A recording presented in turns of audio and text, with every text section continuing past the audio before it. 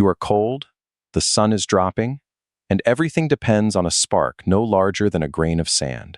There are no matches in your pocket, no steel knife, no dry newspaper, and no guarantee that the first ember will survive. A prehistoric fire challenge sounds simple. Make a flame using only materials available to ancient people. In practice, it becomes a test of geology, botany, weather, skill, and patience. The first rule is not to imagine one universal Stone Age method. Prehistory covers millions of years and countless environments. People used different woods, minerals, fibers, and techniques depending on what they could find. Archaeology rarely preserves the exact moment of ignition. Hearths, charcoal, burned bones, heat-altered stone, and fire-making tools survive, but the practiced hands and spoken instructions behind them usually do not. Evidence for controlled fire stretches astonishingly far back, although scholars debate the earliest cases. At Wonderwork Cave in South Africa, sediments roughly 1 million years old contain burned plant ash and bone deep inside the cave, where natural grass fires are unlikely to have reached. At Gesher Benot Yaakov in Israel, burned flint, seeds, and wood from about 790,000 years ago occur in concentrated patches, suggesting repeated fires. These sites show that early humans managed fire, but not necessarily that they could create it whenever they wished. They may initially have collected flames from lightning strikes or wildfires and kept embers alive. Reliable artificial ignition is harder to demonstrate because wooden equipment decays and sparks leave little trace. Even much later prehistoric communities probably treated fire maintenance as seriously as fire production. Carrying coals can be easier than starting again. Your challenge, therefore, begins before you touch any tools. You need a fire lay, tinder that catches an ember, kindling thin enough to ignite, and progressively larger fuel. Damp branches gathered from the ground may smolder but refuse to flame.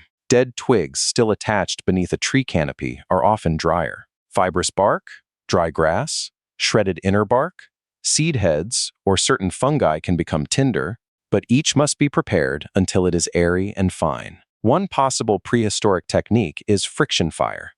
The principle is often misunderstood. You are not rubbing two sticks until they suddenly burst into flame. Friction abrades hot, powdered wood from the contact point. If that dark dust accumulates in a notch and remains hot enough, it forms a glowing ember. The ember must then be transferred into a tinder bundle, surrounded without being crushed, and fed oxygen until flame appears. A hand drill uses a straight spindle rotated rapidly between the palms against a wooden hearthboard. The choice of material matters enormously. Combinations of relatively soft, dry woods generally work better than random green branches. Your hands slide downward as they spin, forcing you to reset repeatedly while preserving speed and pressure. Blisters arrive quickly.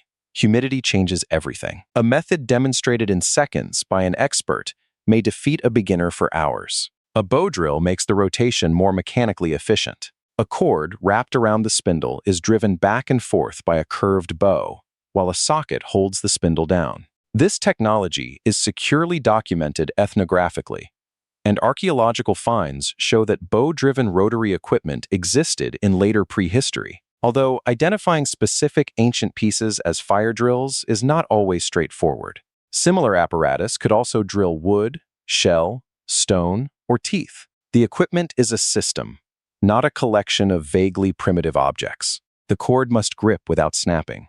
The spindle must stay upright. The socket should reduce friction at the top, while the hearth maximizes it below.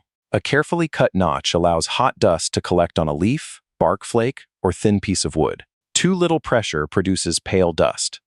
Too much can stall the spindle. Black powder and a thread of smoke mean you are close. But smoke is not success. Stop too early and the dust cools. Continue recklessly and you may scatter the coal. Once a stable ember forms, you tip it into the tinder bundle and fold the fibers around it. Gentle breaths supply oxygen. Stronger breaths follow as the glow expands. The bundle suddenly exhales thick smoke. Heat reaches your face, and then a yellow tongue appears. Only now can the smallest kindling be added. There is another route.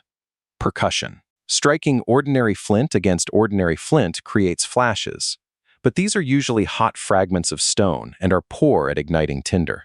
More effective prehistoric fire kits paired flint with iron-rich minerals such as pyrite or marcasite. The blow shaves off tiny particles that oxidize in the air and become incandescent. This is related to later flint and steel firemaking, but iron ore replaces manufactured steel. Archaeology provides unusually vivid evidence for such kits. The man found frozen in the Alps and known as Ötzi, who died around 3300 BC, carried a tinder fungus preparation containing traces of pyrite, along with flint tools and maple leaves that may have helped transport embers. His equipment does not preserve a complete instruction manual, and interpretations remain cautious, but it shows how carefully a Copper Age traveler prepared for fire. Earlier evidence comes from European Upper Paleolithic contexts where pyrite pieces bear percussion marks, and flint tools show wear consistent with striking minerals, although individual objects remain open to debate. A famous example from Trou de Chaillot in Belgium has been interpreted as part of a firemaking kit. The broader lesson is secure. Mineral percussion has deep prehistoric roots, even if assigning every scratched nodule to fire production would overstate the evidence. To recreate this method, you need exceptionally receptive tinder. Sparks from pyrite are smaller and less forgiving than sparks from a modern ferrocerium rod. Tinder fungus, including material made from foams, fomentarius, can be processed into a soft substance often called amadou. Charred cloth works brilliantly, but it requires woven fabric and a previous fire, making it inappropriate for many versions of a deep prehistory challenge. Charred punkwood offers a more plausible alternative if an earlier flame was available. That condition exposes a hidden problem in almost every demonstration. Was the cord made with a metal knife? Was the hearthboard kiln-dried? Was the tinder prepared at home? Were the woods imported rather than locally gathered? Experimental archaeology is useful precisely because it forces these questions into the open. It does not prove that ancient people used one exact procedure. It tests whether a proposed method is possible and reveals the labor, choices, and failure rates involved. Fire also changed far more than nighttime comfort. At Qesem Cave in Israel, a hearth around 300,000 years old accumulated ash through repeated use, with burned bones and tools distributed around it. Such organized fire supported cooking, warmth, protection, light, and social activity. Cooking can soften food and increase accessible energy, although researchers still debate when it became habitual enough to transform human evolution. Fire also hardened wooden points, altered stone, and opened cold landscapes. After repeated failed drills, snapped cordage, damp tinder, and sparks that vanish instantly, prehistoric fire no longer looks like a crude trick. It looks like stored knowledge. Which tree to choose, how dry fibers should feel, when an ember is mature, and how to shield it from wind without starving it. The challenge is not to imitate an imagined caveman. It is to recover, briefly and imperfectly, the intelligence contained in practiced hands. When your tinder finally ignites, the flame is physically ordinary. Combustion follows the same chemistry it always has. Yet the path to it joins you to a technological tradition hundreds of thousands of years deep. Prehistoric people did not conquer fire through one miraculous invention, but through observation, teaching, preparation, and repeated correction. The smallest ember was never merely found. It was understood, protected, and carried forward into the dark.